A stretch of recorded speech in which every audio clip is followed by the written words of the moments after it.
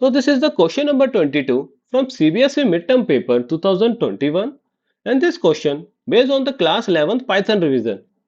So in this particular question, four statements have been given to you and it has been asked which one of them is not a valid string operation. So in order to answer this one, first of all we need to be aware regarding the operations in string.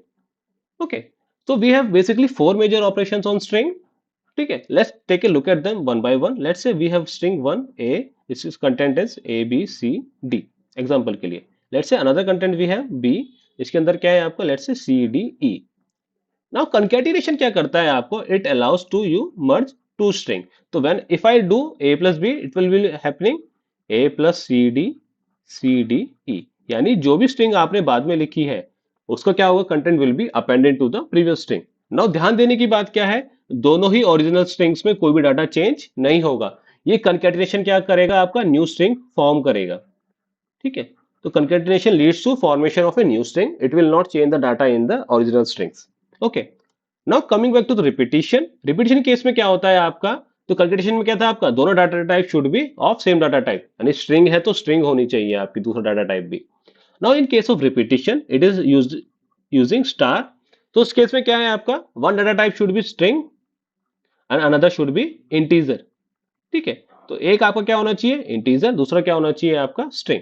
Now let's say this one a into two, तो क्या output आएगा आपका, इसका इसका output would be A B C D and A B C D.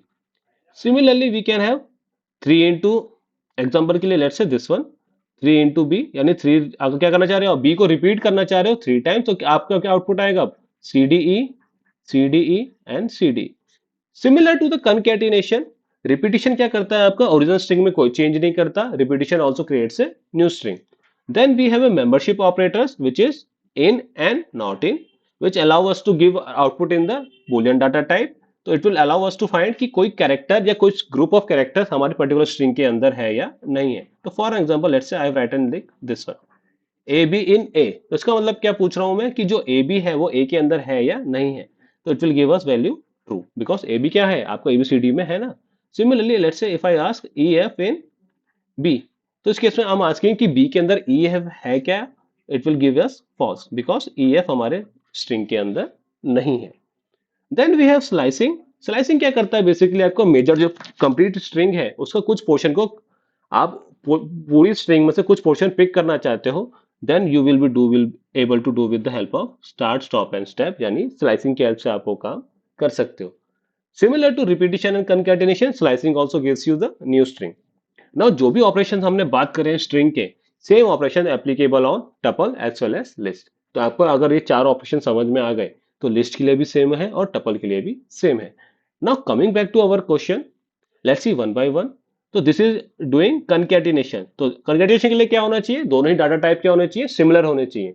तो इस case में first data type क्या है आपका स्ट्रिंग, दूसरा भी क्या है स्ट्रिंग. तो this is your valid operation. Repetition case में क्या होना चाहिए, एक स्ट्रिंग दूसरा integer. This is also correct. This is one is incorrect because repetition case में क्या होना चाहिए, एक स्ट्रिंग तो है आपका लेकिन दूसरा इंटीजर नहीं है. ये क्या है आपका float value which is not possible in the case of string. Okay, similar this is one is concatenation. इस केस में क्या है आपका, ये भी स्ट्रिंग है और ये भी स्ट्रिंग है.